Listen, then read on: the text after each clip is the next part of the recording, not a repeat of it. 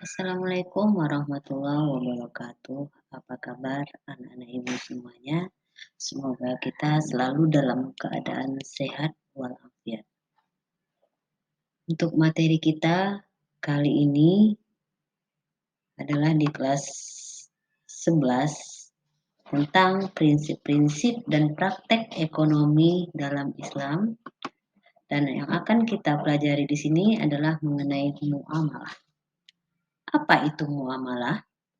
Dalam Kamus Bahasa Indonesia, dapat diartikan hal-hal yang termasuk urusan kemasyarakatan, pergaulan, perdata, dan sebagainya.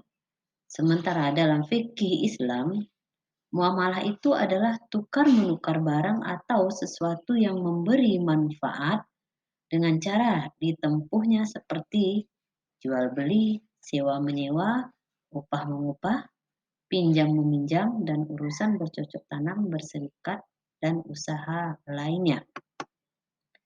Kemudian kita masuk kepada macam-macam muamalah yang akan kita pelajari kali ini adalah jual beli, hutang piutang, dan sewa menyewa.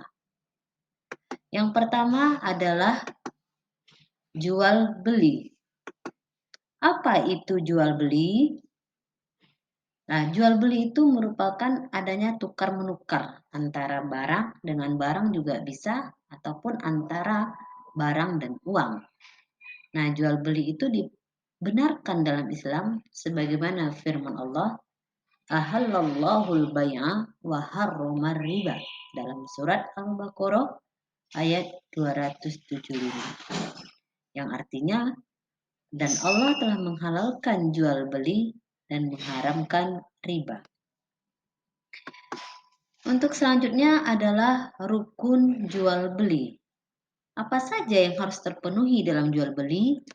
Tentu dalam jual beli harus ada penjual dan pembeli, kemudian ada uang dan barang, kemudian ada serah terima ataupun ijab qabul. Syarat untuk penjual dan pembeli harus balik, kemudian berakal sehat dan kemauan sendiri. Sedangkan untuk uang dan barang syaratnya tentu barang tersebut yang dijual beli itu adalah halal dan barang yang bermanfaat dan dapat diserah terimakan. Selanjutnya yang kedua kita masuk adalah hutang piutang. Apa itu hutang piutang? Hutang piutang adalah menyerahkan harta dan benda kepada seseorang dengan catatan akan dikembalikan pada waktu kemudian, dan tentu saja tidak mengubah keadaannya. Adapun dalam hutang piutang itu ada rukun yang harus terpenuhi. Ya. Apa saja rukunnya? Pertama harus ada yang berhutang dan yang berhutang. Berpiutang dan yang berhutang, ada harta atau barang, dan ada lafaz kesepakatan antara yang berpiutang dan yang berhutang. Kemudian kita lanjut, berikutnya adalah tentang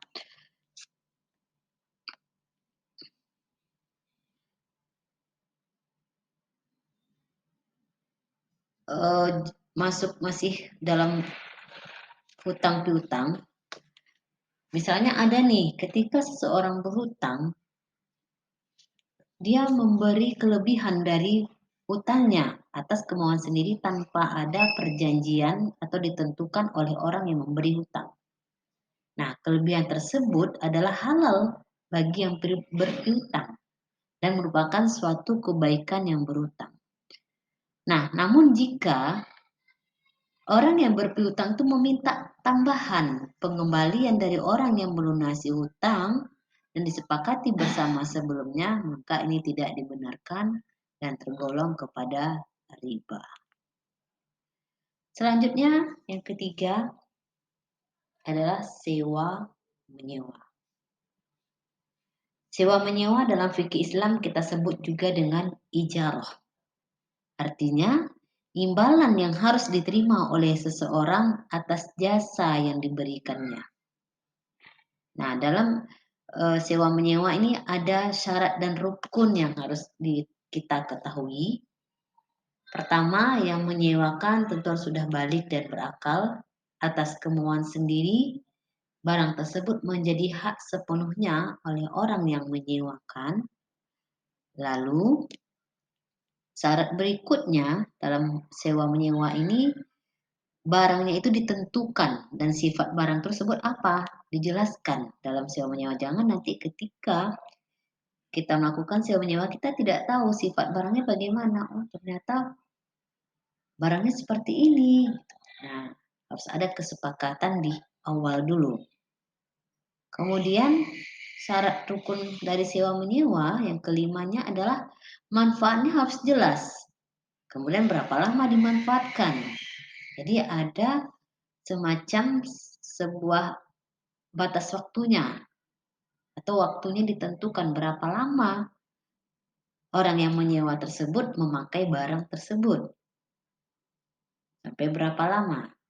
Kemudian yang keenam harganya. Nah, harganya juga harus tahu.